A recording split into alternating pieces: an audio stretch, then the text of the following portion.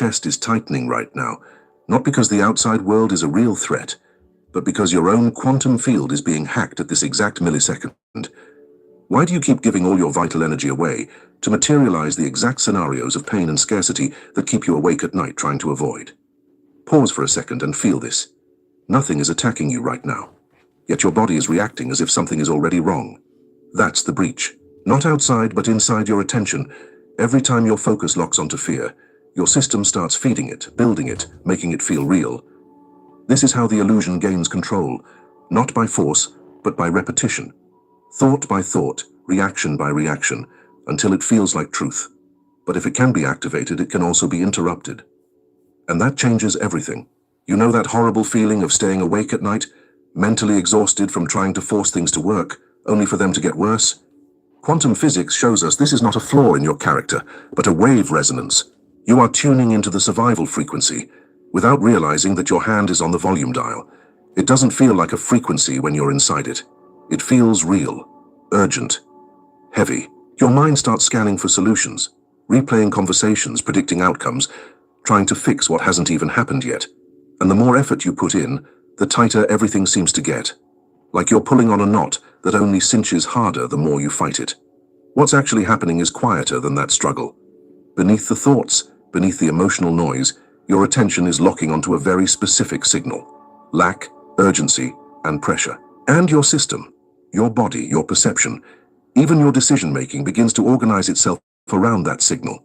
This is where the illusion begins to take shape, because it convinces you that the tension you feel is coming from the outside world, from circumstances, from people, from uncertainty. But if you look closely, the intensity isn't out there.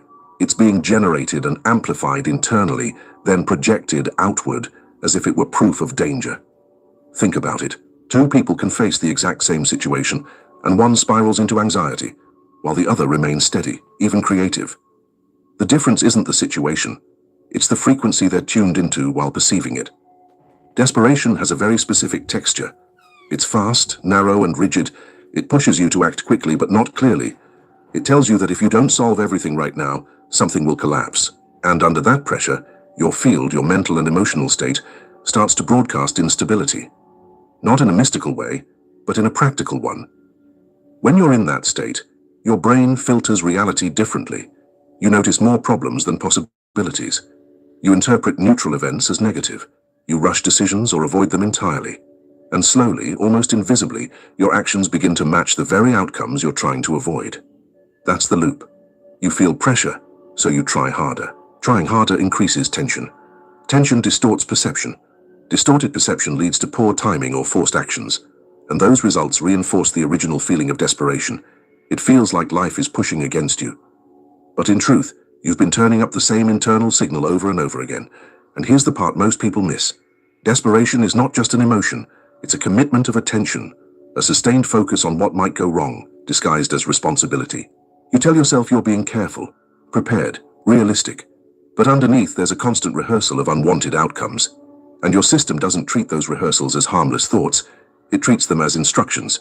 That's why it becomes so exhausting, because you're not just thinking about problems, you're repeatedly stepping into the state of someone who is already inside them. And the longer you stay there, the more natural it feels. Until calm starts to feel unfamiliar, even unsafe. So you keep adjusting, analyzing, trying to regain control, not realizing that every adjustment made from that frequency reinforces the same pattern. This is the silent part.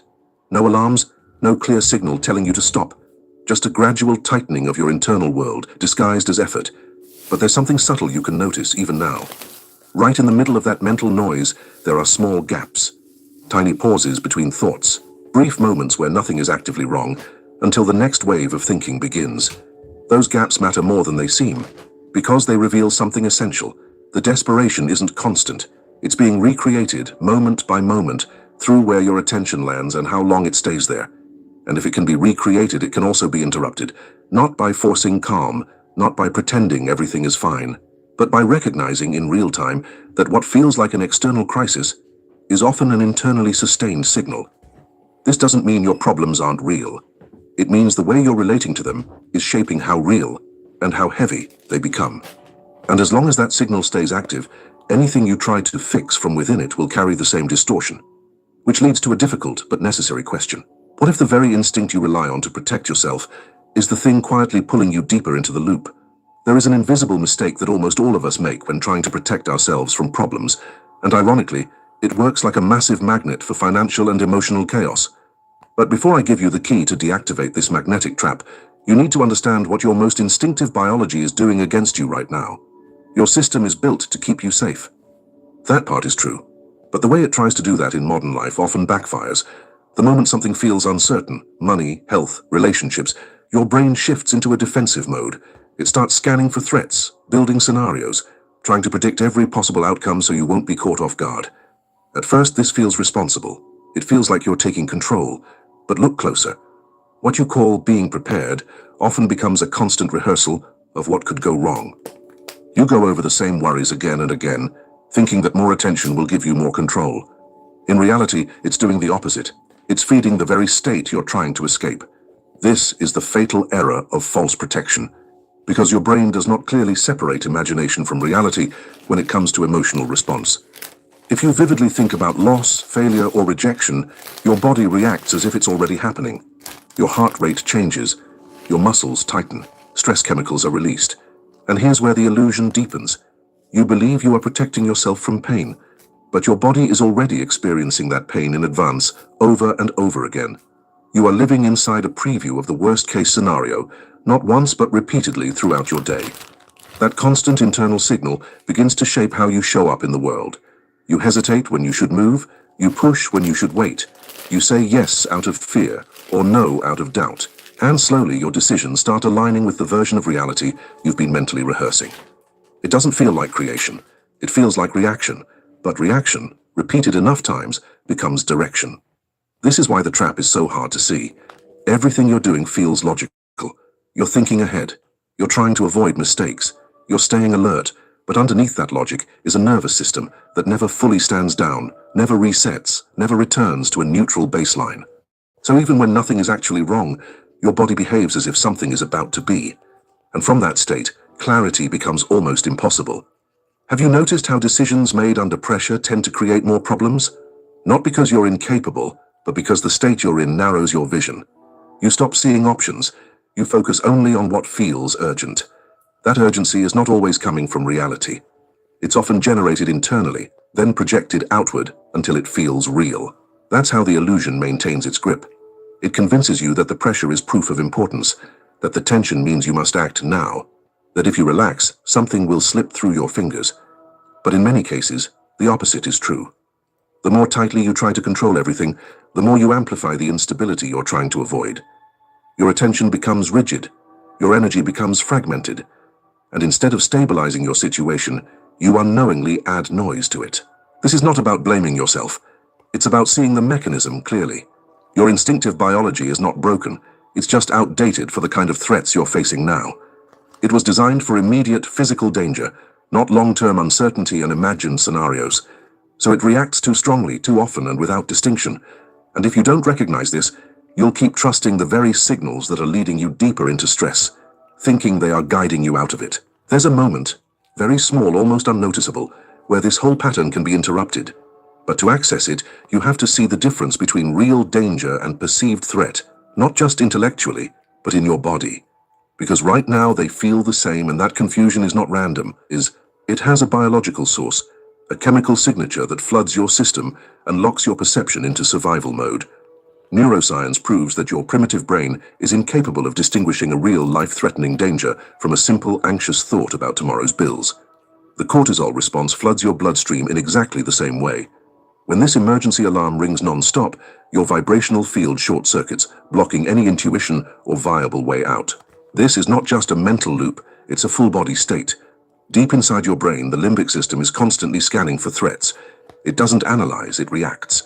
It doesn't ask if something is likely or unlikely. It only asks one question. Is this dangerous? And when your thoughts repeatedly focus on worst-case scenarios, the answer becomes automatic.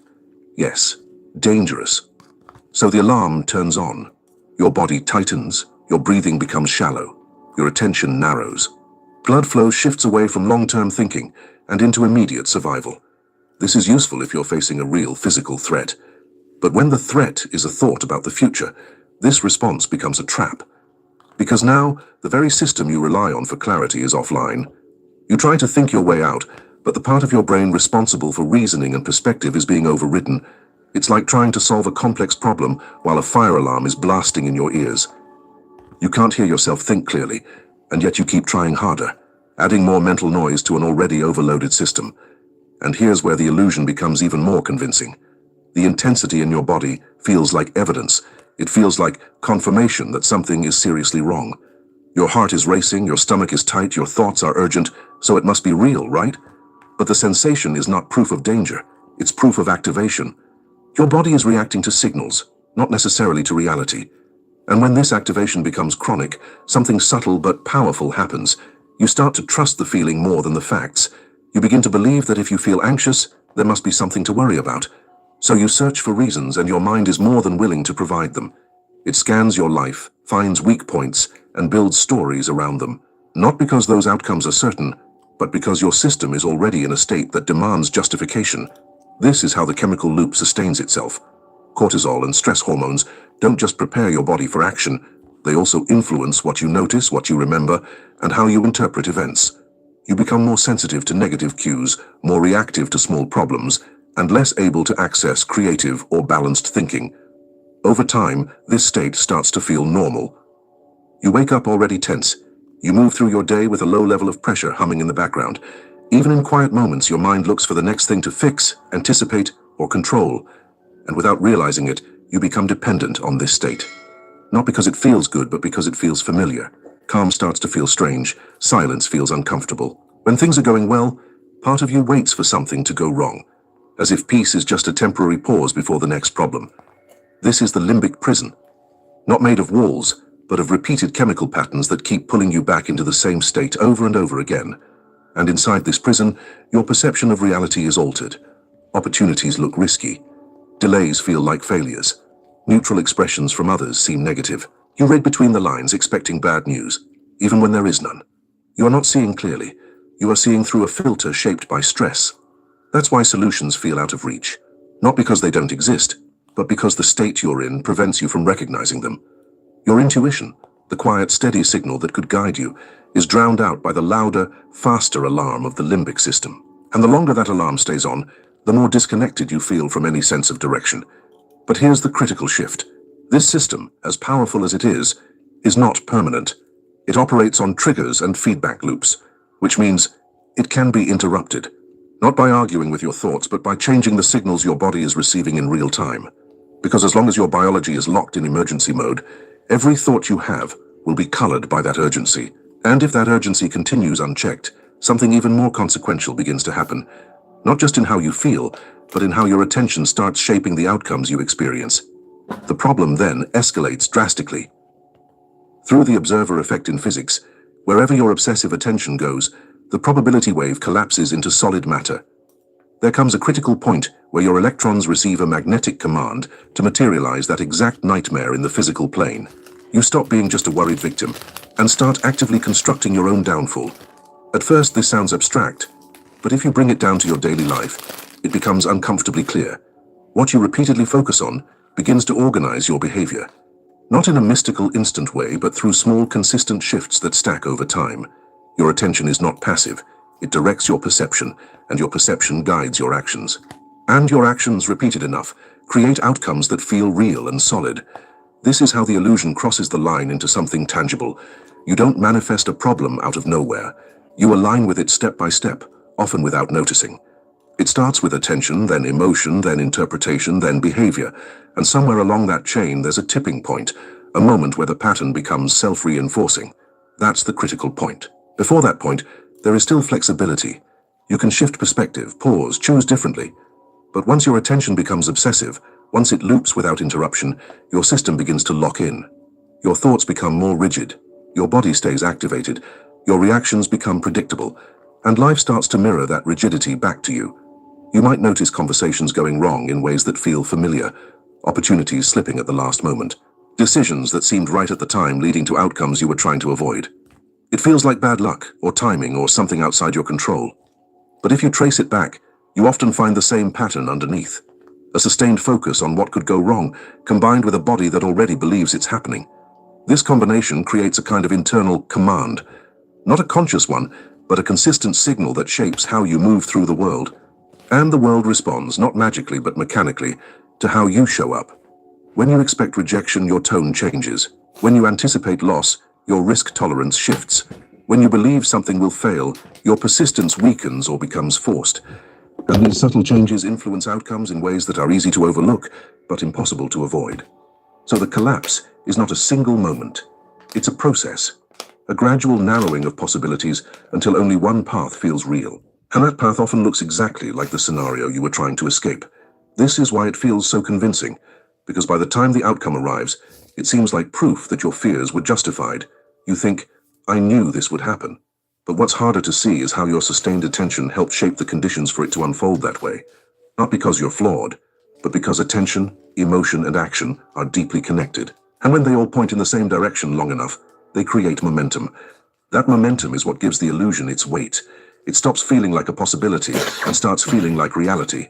Solid, unavoidable, confirmed. But there's something important hidden inside this process. The same mechanism that locks you into unwanted outcomes is the one that can free you from them, because the critical point works both ways. If repeated attention can collapse a negative pattern into something tangible, then a shift in attention, sustained and embodied, can begin to loosen that structure. Not instantly, not perfectly, but enough to reintroduce flexibility into your system. The problem is, most people try to shift at the level of thought alone. They tell themselves to think positive or stop worrying, while their body remains tense, their breathing shallow, their nervous system still locked in survival mode. And because the body is still sending signals of danger, the mind quickly returns to the same patterns. So the loop continues, which means the real interruption doesn't start in your thoughts, it starts in your physiology. In a small, almost mechanical change that tells your system you are safe enough to stop. Because until your body believes that, your attention will keep collapsing the same patterns over and over again. And that's where a simple, precise shift, something you can do in seconds, begins to break the entire chain from the inside. But there is a micro command to stop this destructive spiral right now. Release all the air from your lungs at once and drop your shoulders. This simple mechanical act instantly breaks the stress loop, sending an undeniable signal of safety to your cells.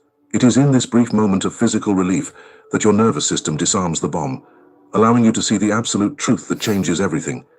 It may feel too simple to matter, almost insignificant compared to the intensity of what you've been experiencing, but that's exactly why it works, because the loop you've been trapped in doesn't begin with complex thoughts. It begins with a state in your body: tight chest, raised shoulders, shallow breathing, a constant sense of bracing, as if something is about to happen. When you forcefully empty your lungs and let your shoulders fall, you interrupt that pattern at its root. You are not negotiating with your thoughts. You are not trying to solve anything. You are sending a direct signal to your biology. The threat is not here, not now, and your body listens faster than your mind ever could.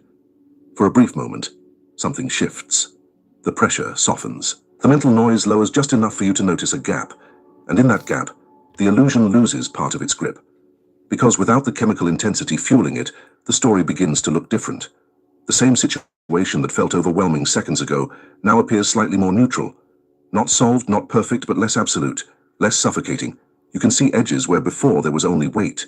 This is where most people miss the opportunity. They experience that brief relief, but then immediately return to thinking, trying to analyze, fix, or control again. And as soon as they do, the body tightens, the signal of danger returns, and the loop restarts.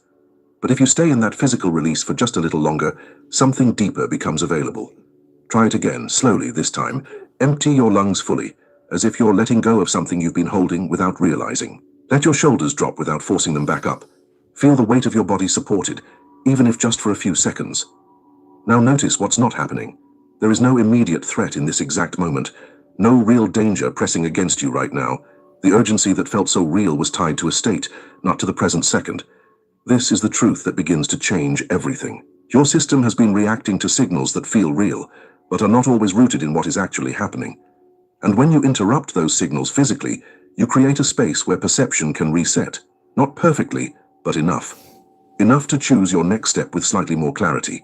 Enough to respond instead of react. Enough to see that what felt like an unavoidable outcome may still have multiple paths. This is not about controlling reality. It's about stabilizing the lens through which you see it. Because when your lens is distorted by stress, everything you look at appears distorted. Problems seem bigger, time feels shorter, options seem limited, and the illusion convinces you that urgency equals truth. But when your body settles even briefly, that distortion begins to fade. You start to notice things you couldn't see before, a different way to respond, a detail you overlooked, a possibility that didn't register when your system was in survival mode. And this is where your power begins to return, not as a dramatic shift, but as a quiet reclaiming of attention. You are no longer fully pulled into the loop. You are slightly outside of it, observing instead of being consumed. That distance matters more than it seems, because from there, you are no longer feeding the same pattern with the same intensity. You are no longer collapsing the same outcomes with the same momentum. You are introducing variation into a system that was previously locked, and even a small variation can begin to change the trajectory. But here's where things take an unexpected turn. As that tension releases, as the fear softens even slightly, you may notice something surprising underneath it. Not emptiness, not weakness, but a kind of raw energy that was hidden inside the stress all along. And if you look closely, that energy doesn't feel entirely negative, it feels powerful, almost as if the force that was driving the fear is the same force that could create something entirely different. Prepare yourself to tear apart everything you've been taught about negative energies. The fear that haunts you is not an external force, a spirit or a parasite trying to destroy you. The paralyzing terror you feel is actually your own massive divine co-creative energy operating in reverse. The same creative power that invents terrifying illusions in your mind is the exact force that materializes physical miracles. It is your own power working against you. That might be uncomfortable to hear at first, because it removes the idea that something outside of you is in control, but it also gives something back that you may not have realized you lost. If you're a career professional or a corporate leader and you're not already using AI confidently, Wow, It gives something back that you may not have realized you lost. Authorship. What you've been calling fear is not just weakness or a flaw, it's intensity. It's energy moving fast without direction. It's your system generating force, but aiming it toward images and outcomes you don't want. Look closely at how fear behaves. It sharpens your focus, it locks your attention, it amplifies detail. When you're afraid, you don't think vaguely, you think vividly. You imagine scenarios with precision. You feel them in your body as if they are already unfolding. That is not a passive state. That is creation in motion. The problem is not the power itself, the problem is where it's pointed. The illusion convinces you that fear is something happening to you, something you must fight or escape. But when you try to fight it, you stay engaged with it. You keep your attention locked on the same images, the same outcomes, the same internal scenes. So even resistance becomes participation, and the energy keeps flowing in the same direction. But if you pause, just for a moment, and stop labeling that energy as bad, something interesting happens. The sensation begins to change, not disappear, but shift. It becomes less like an attack and more like pressure. Raw, concentrated pressure, and pressure, when understood, can be redirected. Think about it in simple terms. The same electricity that can overheat and damage a system can also power an entire city. The difference is not the energy, it's the structure guiding it. Right now, fear feels overwhelming because it has no structure. It's looping through the same channels, reinforcing the same patterns, building the same outcomes. But the moment you stop treating it as an enemy, you create space to see it differently. You begin to notice that beneath the anxiety there is alertness. Beneath the tension there is readiness. Beneath the urgency there is a drive to act, to move, to change something. This is the inversion. What looked like a destructive force reveals itself as unused direction. And this doesn't require you to suddenly feel calm or positive. It requires something much simpler and at the same time more honest. To see the energy without immediately reacting to it. To feel it in your body without attaching it to a catastrophic story, because the story is what shapes the outcome. The sensation alone is just energy. But the moment you connect it to a specific narrative, failure, loss, rejection, you give it a blueprint. And that blueprint is what guides your perception and your actions. So the shift begins here. Not by eliminating fear, but by separating it from the automatic story you've been feeding it. You feel the intensity, but you don't immediately translate it into something going wrong. You allow it to exist for a moment without direction. And in that moment, something subtle opens. You are no longer completely inside the illusion. You are observing it as it forms. That observation changes your relationship with it. Because now, instead of being pulled by the energy, you can begin to guide it. Not perfectly, not instantly, but enough to shift its trajectory. And this is where most people take a wrong turn. They try to flip the energy by force. They attempt to replace negative thoughts with positive ones, to override fear with confidence. But if the body is still tense, if the energy is still chaotic, those attempts don't hold. They feel artificial, and the system quickly returns to its Pravichnyi pattern. The real shift is quieter than that. It's the moment you stop feeding the same mental images, the moment you stop rehearsing the same outcomes, the moment you allow the energy to exist without giving it the same instructions. Because without those instructions, the loop begins to weaken. And as it weakens, the energy that was trapped in fear starts to become available again. Not as anxiety, but as potential. But to fully reclaim it, there's one more step. One that goes against your instincts. Instead of trying to control or fight what you see, you'll need to do something that feels almost unnatural at first. You'll need to stop supplying it altogether. Remember that dangerous mistake of trying to fight your problems that I mentioned at the beginning?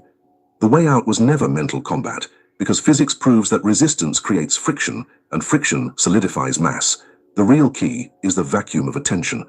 By entering the 0 point and simply observing the terrifying scenario like a scientist, without desperation or judgment, you cut off the oxygen that was sustaining the hologram of the threat. This goes against everything your instincts tell you to do. When something feels wrong, your immediate reaction is to engage, to fix it, analyze it, push against it, or escape it. That reaction feels natural because your system is trying to regain control. But in this case, that very engagement is what keeps the loop alive. Every time you revisit the problem with emotional charge, you feed it.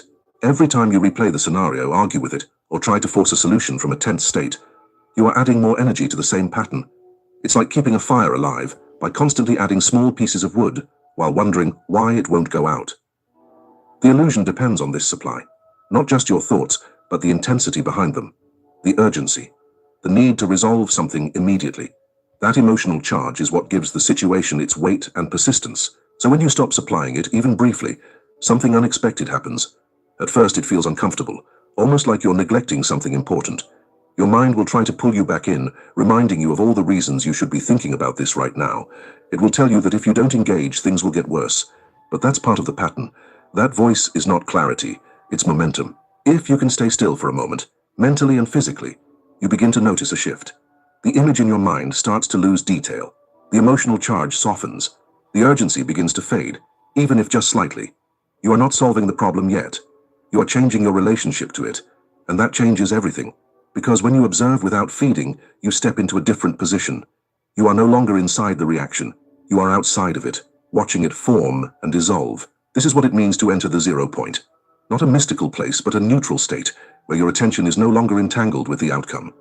You are aware of the situation, but you are not amplifying it. You are seeing it without adding pressure, without forcing meaning onto it. And from this position, the illusion begins to lose its structure. It cannot sustain itself without your continued input. This doesn't mean the situation disappears instantly, but it does mean that the version of it that felt overwhelming, heavy, and inevitable starts to break apart. What remains is often simpler, more manageable, and far less charged than what you were experiencing before. You start to see details you missed, not because they suddenly appeared, but because your attention is no longer distorted by stress. You notice options that didn't register before. You feel less urgency to act immediately, and that space allows for better timing. This is where real control begins, not through force but through clarity. And clarity doesn't come from thinking harder, it comes from reducing noise. The moment you stop supplying energy to the same loop, you free up that energy. It doesn't disappear, it returns to you, and you can feel that if you pay attention. There's a subtle shift in your body, a sense of steadiness replacing tension. Your breathing deepens without effort. Your thoughts slow down, becoming less repetitive, less aggressive. This is not passivity, it's precision. You are no longer reacting blindly. You are choosing where your attention goes and where it doesn't. And that choice determines what grows and what fades. Because attention is not neutral, it is generative. Where you place it consistently shapes what becomes more solid in your experience. So when you withdraw it from fear-based patterns, you're not ignoring reality. You're refusing to reinforce a distorted version of it. And as that distorted version weakens, something else begins to emerge. The energy that was tied up in maintaining the illusion starts to gather back into your center. Not scattered, not reactive, but concentrated. You may feel it as a kind of quiet strength, a grounded presence that wasn't accessible before. Less urgency, more weight, less noise, more direction. And this is where the shift becomes tangible. Because the moment you stop feeding the old pattern, the energy doesn't stay neutral for long. It begins to reorganize itself, moving back toward you in a way that feels almost magnetic. The moment you stop fighting and assume the unshakable posture of the observer, a powerful physiological shift happens in your body. The density of the illusion breaks, and all that colossal force that was feeding fear returns to your center. Can you feel that magnetic gravity returning to your chest right now? That is your power to bend reality coming back into your own hands. It doesn't arrive with noise or drama. It's subtle at first, a slight heaviness in your chest, but not the tight kind. This one feels grounded, stable. Your breathing begins to deepen without effort. Your thoughts, which were scattered and fast, start to slow down and space out. There is less urgency pushing you forward, and less pressure closing in from all sides. This is not something you create. It's something that was already yours, now returning. Before, your energy was fragmented, pulled into imagined scenarios, stretched across future outcomes, trapped in loops of anticipation.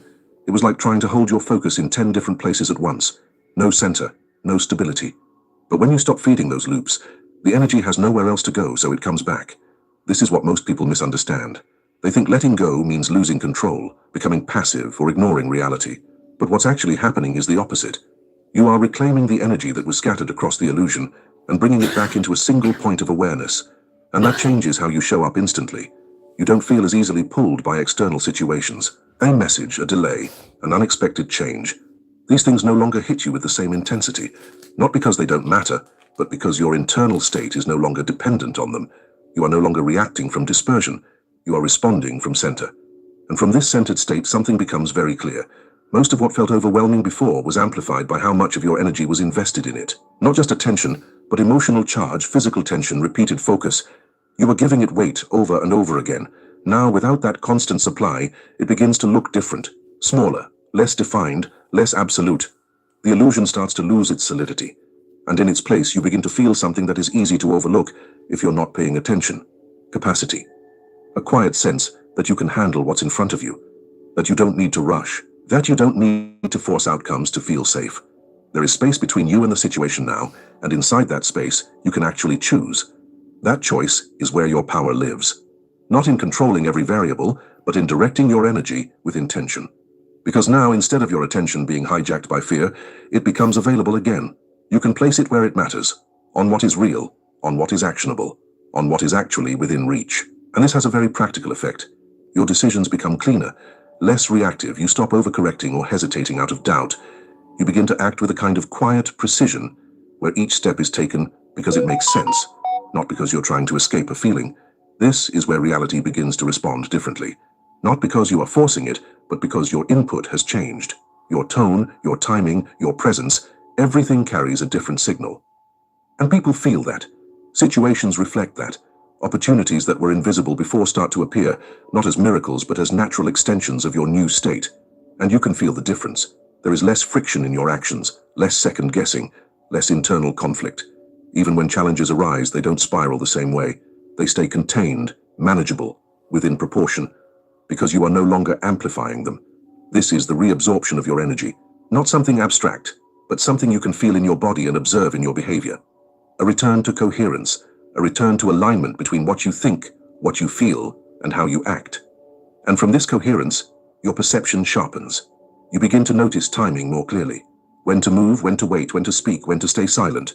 These are not forced decisions. They arise naturally when your system is no longer overloaded. This is where intuition starts to come back online. Not as a mystical voice, but as a quiet knowing that doesn't need urgency to prove itself.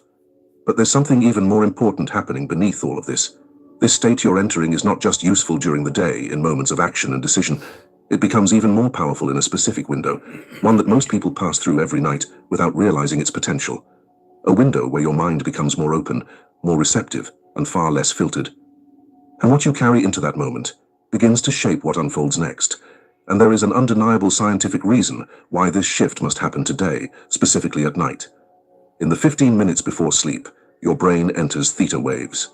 What you want to do is save hundreds when Liberty Mutual customizes your car insurance. That's great, but can you ask your friend? Your brain enters theta waves. As you lie down, vibrating in this regained sense of control, the quantum doorway of your subconscious swings wide open. Without your panic sustaining it, the concrete wall of fear simply crumbles in the darkness while you rest. This window is subtle but incredibly powerful. All day long, your mind filters, judges, compares, and tries to control. It keeps a tight grip on what it believes is real and important. But as you approach sleep, that grip loosens. The analytical layer softens, and deeper patterns become more accessible. You are no longer just thinking, you are imprinting. And whatever state you carry into that moment doesn't stay there. It sinks below the surface, into the part of your mind that shapes your automatic reactions, your habits, your baseline perception of reality. This is why nights matter more than most people realize. If you go to bed replaying problems, your system continues processing them. Not consciously, but in the background. Your body stays slightly tense. Your mind keeps organizing around the same patterns, and when you wake up, the same weight is already waiting for you. It feels like nothing changed. But if you enter that same window from a different state, even slightly different, the effect compounds. This is where everything you've been shifting begins to work in your favor. When you lie down after interrupting the stress loop, after reclaiming your energy, after stepping out of the illusion even for a few moments, you are no longer feeding the same patterns. Your system is calmer. Your breathing is deeper. Your body is not bracing for impact.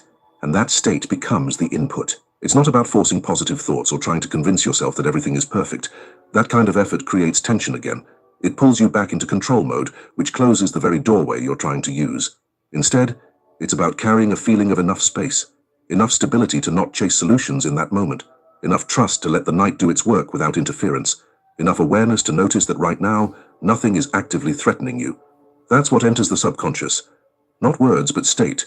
And the subconscious responds to repetition and emotion. It absorbs what is consistent and what is felt. So when you repeatedly enter sleep from a place of reduced tension and clearer awareness, something begins to reorganize beneath your conscious thinking. Your baseline shifts. You wake up with slightly more space between stimulus and reaction, slightly less urgency, slightly more clarity. It's not dramatic at first, but it's noticeable if you pay attention. The illusion doesn't hit as hard. Situations that would have triggered the same spiral now feel different. Not gone, but softer, more manageable, as if the volume has been turned down. And that's because, in a way, it has. You are no longer reinforcing the same internal signal every night. You are introducing a new pattern, one that tells your system it doesn't need to stay in constant defense. And over time, that pattern becomes stronger. This is not about a single night transformation. It's about consistency. Each night becomes a quiet reset point, a chance to stop carrying forward unnecessary tension, a moment where your system can recalibrate without effort. And the more you respect that window, the more it starts to work for you. You may notice your thoughts becoming less repetitive during the day, your reactions less automatic, your decisions less rushed. It's as if something in the background is supporting you, stabilizing you, making things clearer without force. That's the subconscious aligning with a different signal. And the most important part is this. It happens while you're not trying. No struggle, no overthinking. Just a shift in the state you allow yourself to enter before letting go for the night.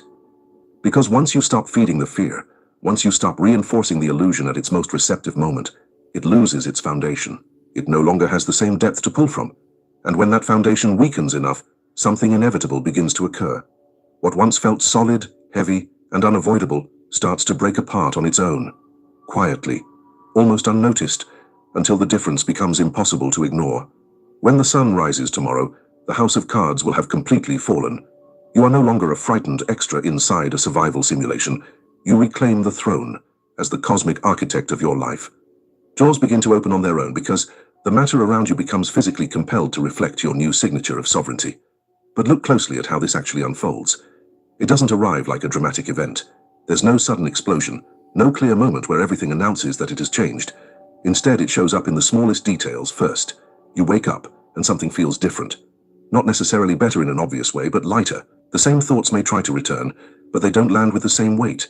They pass through more quickly. Your body doesn't immediately tense.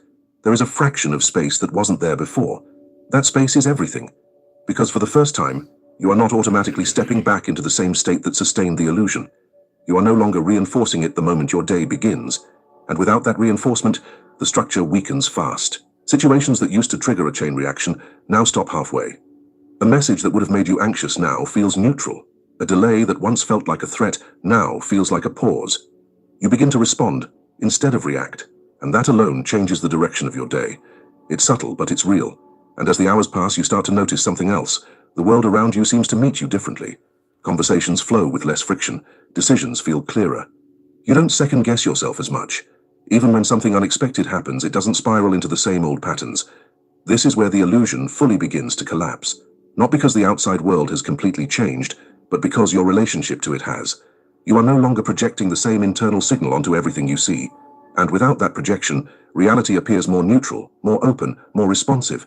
You start to see options where before you saw obstacles. And this is not about blind optimism. It's about perception without distortion. Is traditional foundation making you look worse? Traditional foundations are not great for lines in the face. It's about perception without distortion.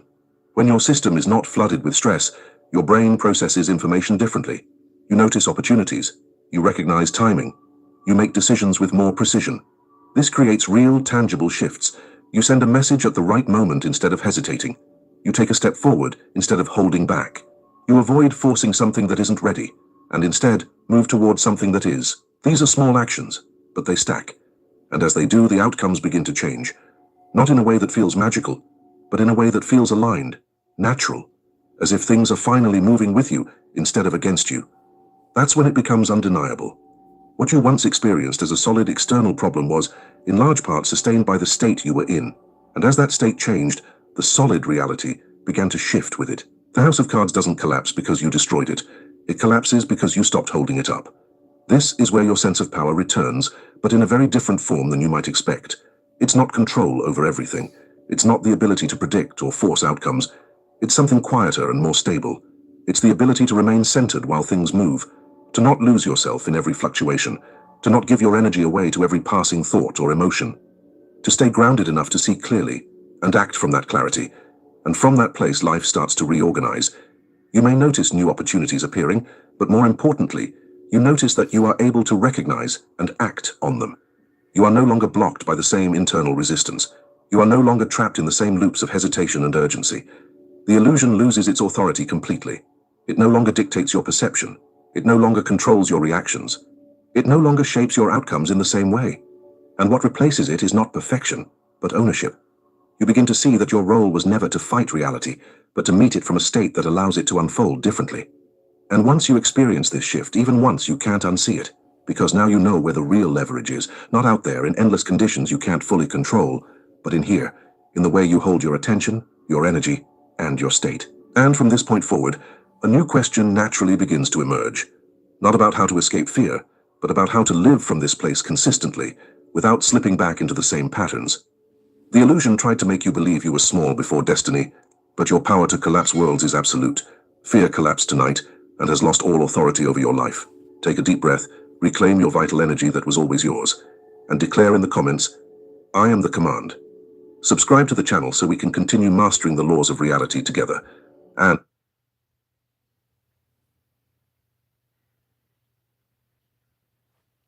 the illusion of fear breaks tonight, or today, or in the afternoon, or in the evening.